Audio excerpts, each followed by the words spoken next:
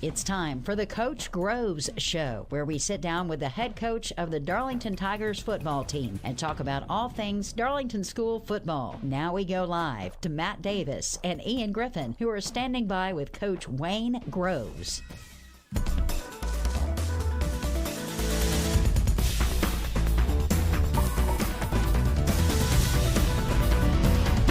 I think Coach Groves was watching me jam to the song there for a minute. You can't help yourself. Way too much. Yeah, he does. He really does. I need to be a little bit more serious. I'm 44 years old, but I can't help myself. What can I say? Yeah, busted. You got moves at 44. That's not a bad thing. Not moves like Jagger, though. No, definitely not. Well, this is the Coach Groves Show. It is. It's the show where we talk all things Darlington football with the head Tiger himself, and we're glad to have everybody with us, whether you're on our YouTube channel or the Facebook live feed. We're going to have fun talking Tiger football tonight. And Matt, we've got a short week this week. We've got Armuchee tomorrow, so a little change in schedule. And we just got a text message a couple of moments ago from Jason Payne reminding us that the game is tomorrow. Thanks, Jason. So thank you. We appreciate that. But we've been talking about it and vocalizing it a lot over the last couple of weeks so that we make sure that we're there and ready to roll for some Tiger football on Thursday night. Yeah. But anyway, this is the Coach Groves Show on a Wednesday night. We appreciate Coach Groves being here. And first thing, Coach, how's the week go? Well, it's going well. It's been a little different just because you're playing on Thursday, but the kids have really, you say, put our work boots back on and got focused and had 2-3 really good practices now, getting ready for our Armuchee. And so we play tomorrow, and we feel like we got a good plan and we're ready to go. How did you adjust the schedule? I know Thursdays are usually your morning practice and you have your JV game. So what adjustments did you have to make? Well, we kept our Monday and Tuesday practice as normal as possible. There's just so much we got to get in, from special teams to different situational stuff, and get offensive and defensive game plan put in and get to executing that plan. So Monday and Tuesdays are kind of our grind days. So those are about 2 hour and 15-minute practices.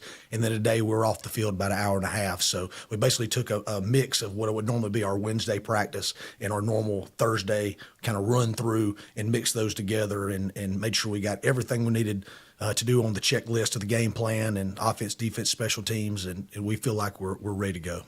And, Coach, let's go ahead and review last week a little bit. It was a close first half at Pepperell.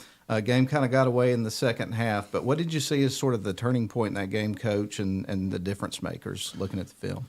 Well, after I watched the film and obviously at the game, the things that stood out is obviously we had too many penalties. We had opportunities to score, and we actually got the ball in the end zone early, first possession, and got a face mask penalty on offense, which you very rarely see. But that ended up costing us some points there. And we had another time we drove it down, and I thought we should have got the ball in the end zone, and we didn't do it. So we had those missed opportunities and penalties that cost us. We had some non-commits on defense where kids just didn't play their position as well as they have in the past weeks, and kind of did some of their own things. And we had some linebacker misreads on some of their quarterback counters and stuff that we had worked, and linebackers just missed it. So those are the differences in the ball game, especially in the second half. So it's definitely stuff we've corrected this week, and we're going to move forward, and hopefully we're going to get that right on Thursday.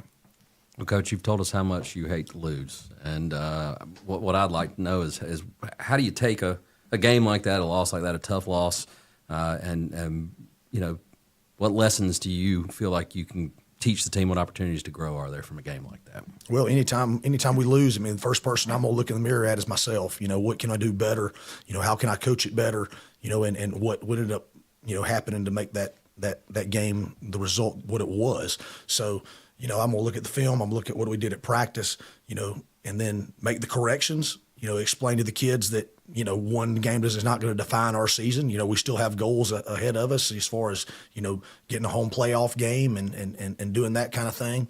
And so, your mentality's got to be you do one or two things. You drop your head and you you pout and you sulk a little bit, or you can look in the mirror, you can take responsibility, you can say, hey, this is what I got to improve on. We got a plan to go out and do that. So you put your work boots on and you get your best attitude and you go out there and you get better. And that's what we did this week.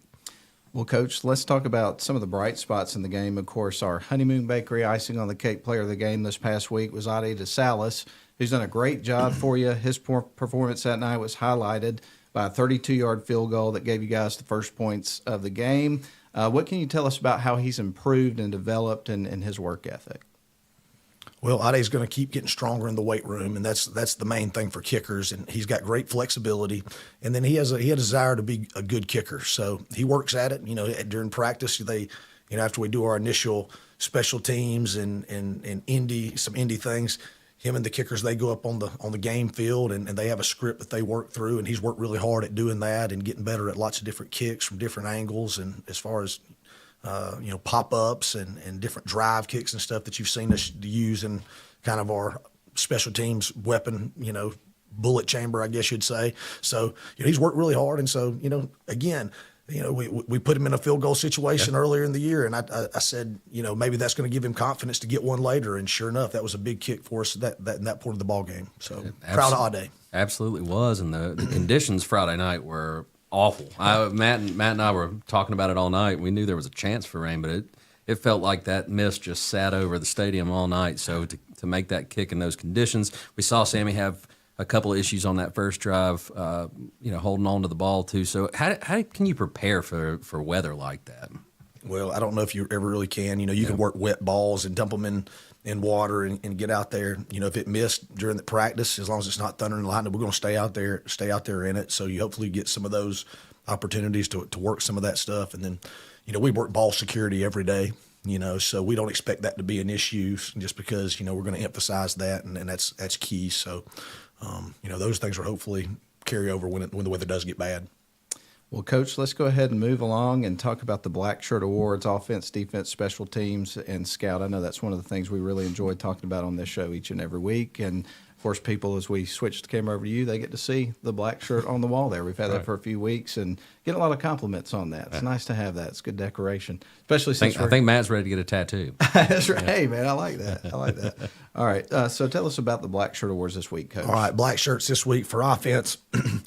this kid, he's kind of an all do everything for us, and I wish he was about a sophomore instead of a senior. But I tell him all the time, I said, Timmy, I wish I had about 10 more just like you. But Timmy Smith gets the offensive black shirt, and really this week I told the team, I said Timmy could have got the offensive black shirt, he could have got the defensive black shirt, or the special teams black shirt on kick returns. He very rarely misses a block. He gets down there and he's in on just about every tackle on kickoff, and then and then offense, he ran good routes, he blocked really well when he was out there. So Timmy Smith got the offensive black shirt. Defense, Talon Shirey got the defensive black shirt. I thought he played his position the best with inside the game plan, and then had some production there on some of the plays that came his way. Then special teams, Aiden Davis, he had 3 tackles on kickoff, and then he had 3 good blocks on kickoff return. So Aiden Davis, who's been really productive for us, and he's another senior DB that's really stood out this year and just makes plays in all facets of the game. Scout offense, sophomore lineman Harrison Inman. Harrison's a big, tall kid. He's about 6'2". I think he's still growing. He's still got a lot of potential. He's getting stronger in the weight room. He's getting more flexible. But he's 100% one of those kids that are Darlington kids that just love the program. They're just 100% balled in, that want to do anything he can to help the team. And so Harrison Inman, he's been sneaking up on getting a black shirt, but he finally earned the black shirt for this past week. And then on defense, freshman cornerback Brooke Temple. I think this is maybe the second time he's got voted as the black shirt, but Brooke just works his tail off. He's fast as all get out. He's going to be a good player. He's just about a year away. He's going to get a little stronger in the weight room, a little bigger, but he gives us all kinds of fits. He covers Talon pretty well, at practice, Monday through Thursday. And so I think he's going to end up being a good player. He's just not quite good enough to get in the starting lineup yet. Excellent. So we know Bill pretty well. He was talking to us at halftime, so I'm sure he's proud of his boy for earning the black shirt. Any other players that have had a particularly good week of practice this week that we can expect to see on Thursday night? A couple of younger guys, and I've mentioned these guys before. Bodie Powers, he's always just knocking on the door of getting out there and kind of starting to make a name for himself. And then Stuart Grigsby, you see him making some tackles on special teams and on punts and kickoffs. But he's a really strong, fast kid that's really aggressive, and he's a hitter. And so, they're both of those guys are kind of right on the door, knocking on the door to be able to get a little more action. Hopefully we're going to get some of these injuries back. What a lot of people don't realize, and I'm never one to make excuses, and so I don't go around celebrating it, but, we had 5 starters out against Pepperell. Demarion Floyd's out, our best running back, Sam Wooten, our best linebacker, Evan Parton, who starts on the offensive defensive line, Hendrix Jones, who's a starting wide receiver, and he can play some DB too. We're going to get a couple of those guys back. We're not fully healthy yet, and so once we do, we have a really good football team, but we need to get some guys healthy. So it's been a real struggle this year. There's not been one game we've played where we've had 100% all of our starters playing. And so we're in week 9 now, so we're running out of time. But sometimes that's the hand you're dealt, and we're just making the best of it, and we just kind of got the next man up mentality, and so that's how we got to do it. And Coach, I know you've approached it this way with your team. We talked about it before we went on the air, but you still have a lot of your goals right in front of you. Technically, still in the running for a region championship. Pepperell has to play Trine, Dade County, 2 really good football teams, and you have 2 good teams ahead of you. But if the Tigers take care of their business and things bounce the right way, feels like all those goals are still there. That's what I told the kids. There's still a lot to play for, a lot of good football. You win this week against Armuchee, and we can set up a big ball game against Trine in week 10, and we've got a week off to 2 weeks to prepare for that, so advantage the Tigers. So maybe we can force a 3-way tie situation. We'll see what happens with Pepperell and Trine this week. We'll actually get a chance to go up and scout those guys and watch the game live and in person instead of just getting the film. So, again, that's advantage Darlington, but we got to take care of business tomorrow night first. Absolutely. Well, that's going to conclude our first segment. We're going to take a break. When we come back, our second segment, as always, the Getting to Know Coach segment. And we've got what I think is a fun topic. Ian picked the topic for this week, but we're going to be talking about Halloween, because there'll be a bye week right before, so this will be the last game and show that takes place before Halloween takes place. We'll talk about that in a little bit because it is the season for that. That's right. So we'll go ahead and take a break. This is the Coach Grove Show on the WLAQ YouTube channel and also Facebook Live feed. Let's hear a word from our sponsor, and we'll be back with the coach here momentarily. Shop for your next car, truck, or SUV at Riverside Auto Group. Check out riversideautogroup.com today to browse their selection or visit with them in person at Riverside Chevrolet Buick GMC in Rome, Riverside Toyota in Rome, and the all-new Riverside Buick GMC Cadillac in Cartersville. Locally owned and operated by the Welburn family since 1974. That's Riverside Auto Group. Visit riversideautogroup.com.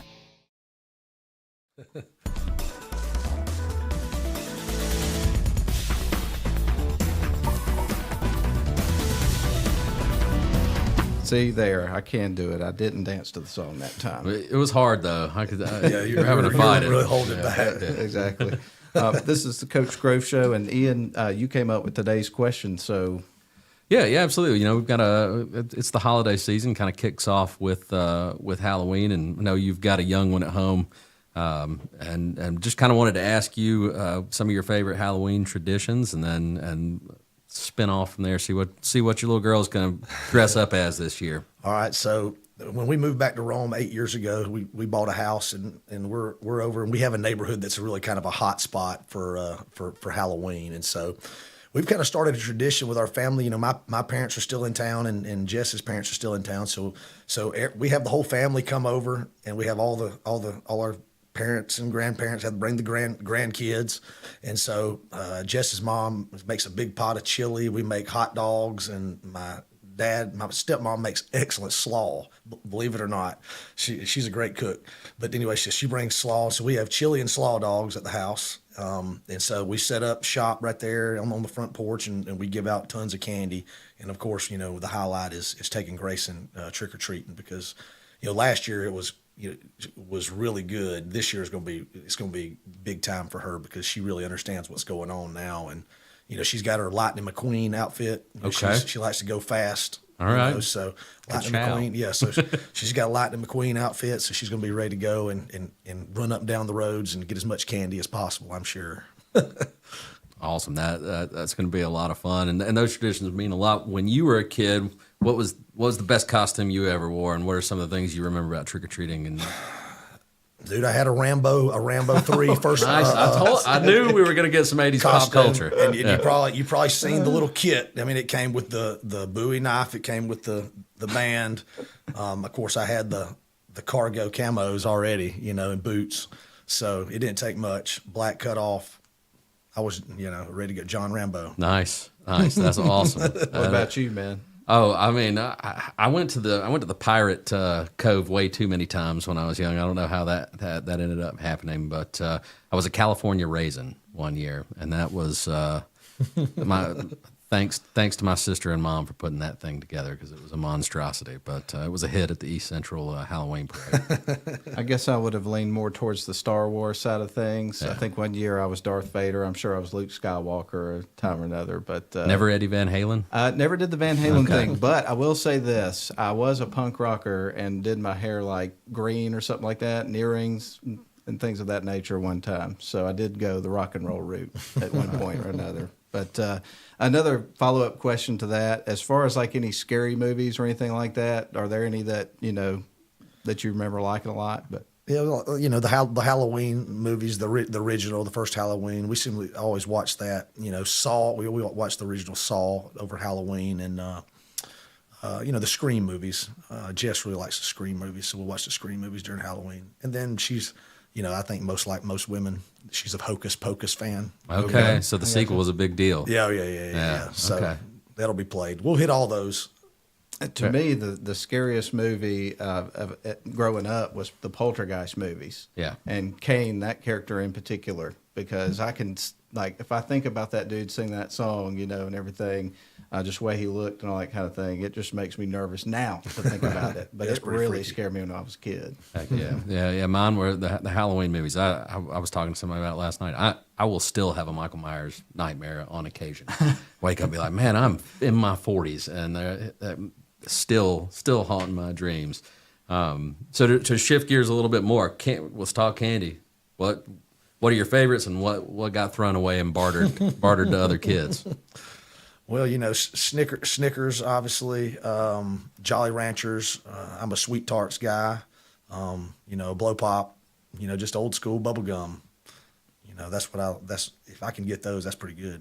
What about you, Matt? I'm more of like a gummies kind of person. Like I'd be the one that would get everybody's dots because it seems like people don't like dots a whole lot, and I love that kind of stuff. But that's what I'd go for mostly. One of the ones I don't really get is a lot of people like the candy corn stuff, but I don't hate it, but I don't really like it. So I just don't. That one I just don't understand what the appeal is. Yeah. I don't know. Our O-line coach at Rome, and now he's the O-line coach at Calhoun, Barry Hall, he is a Brock's candy corn connoisseur. Really? Like I'm talking about around this time of year, it's like 2 or 3 bags a gas station a night. And he's going to, but it's got to be Brock's though. You can't go generic. My daughter's favorite are the candy corns. She loves them. I could care less on candy corn. I just ain't. I was always a sucker for chocolate. The ones that I wanted to get rid of were the generic, like the candy that was just in a gold or a black wrapper or something. I was like, I don't even know what this is. Just take it. Trade me your chocolate. Gotcha. So, yeah. Well, we talked a little bit of Halloween, and the next segment is going to be spent talking about the game coming up, Thursday Night Lights, taking place at Chris Hunter Stadium. It's also homecoming, so really looking forward to that. And we'll jump into the matchup when we come back. But we're going to take a break. This is the Coach Grove Show on the WLAQ YouTube channel or Facebook Live. And those that you are watching right now live, we appreciate you being with us. And we'll be back with the coach in just moments.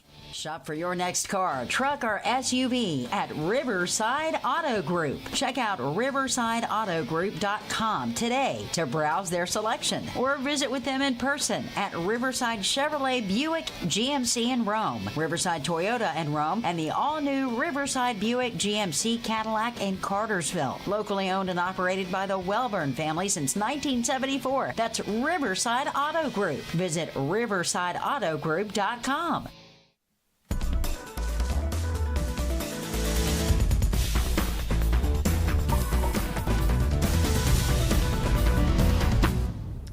You got to admit, it's a pretty cool song, Well, we're going to go ahead and jump back into our conversation with Coach Groves as we get ready for a big game coming up against Armuchee. And, Coach, I've seen a lot of coaches from around the area quoted in the newspaper and different places talking about this Armuchee team being one of the toughest that they've seen in a long time. So tell us a little bit about this team and, and if you've seen film on this team from previous years, maybe what's the difference about this team as compared to some other years and what sticks out about them? Well, I have not seen previous year film, but what I have seen this year is they are a physical football team, and they are a run-based offense first. I think we got them around 78% run, 22% pass.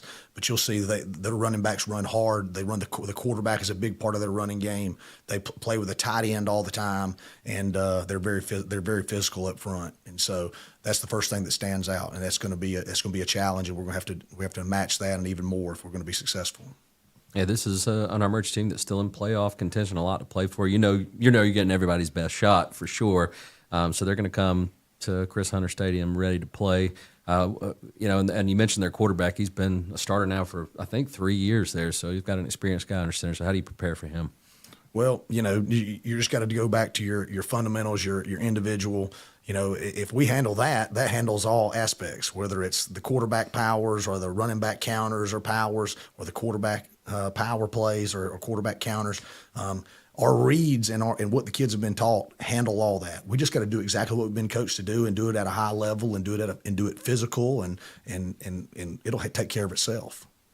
And Coach, one of the things we like to do in this segment is kind of get to know, the opposing team as much as possible. So as far as watching film and everything, who are some of the playmakers from this team that you guys have been looking at on film?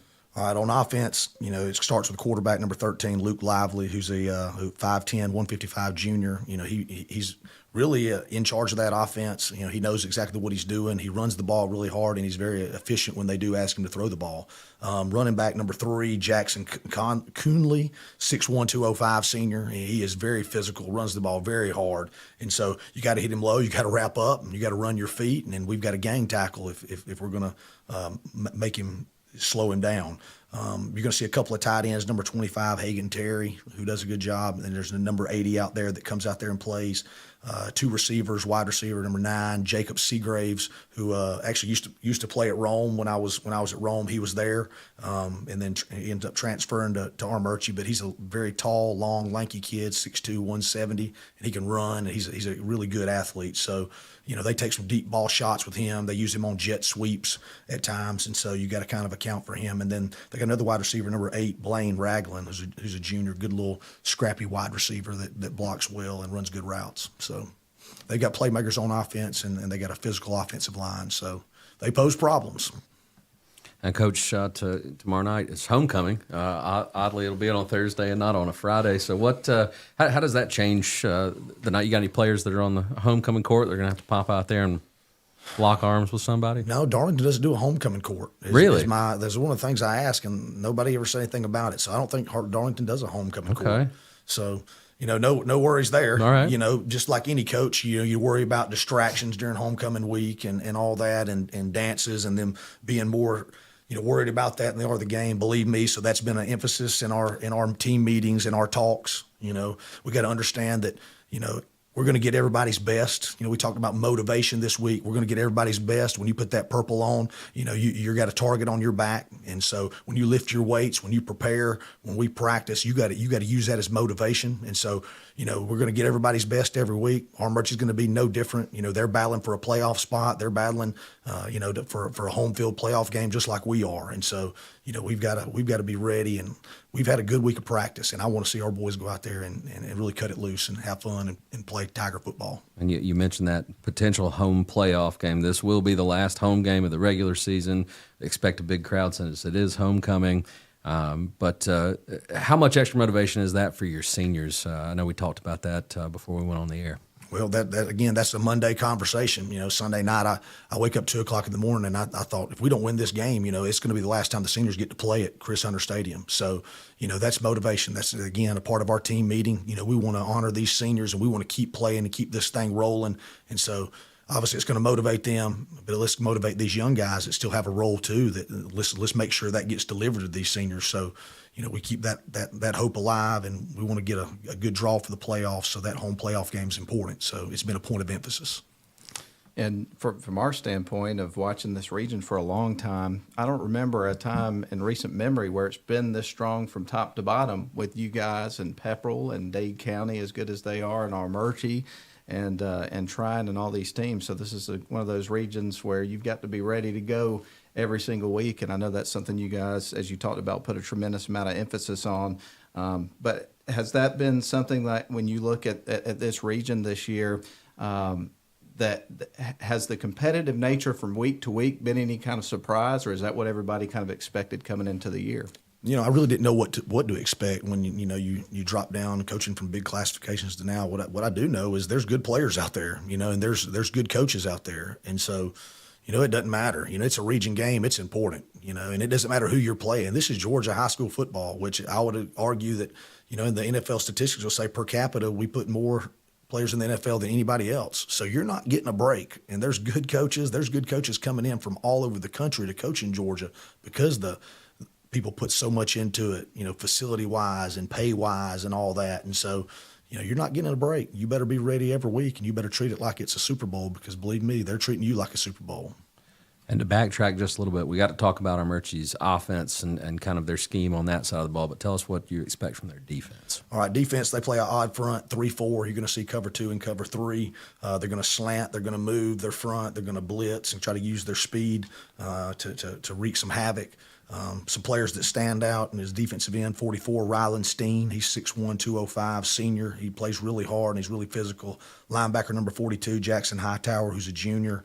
Linebacker 21, Matthew Hapson is a senior. And then you got Jacob Seagraves, who plays corner and plays some. And then you got number 14, Easton Jackson, who's a good little DB, who's hard-nosed and plays really well.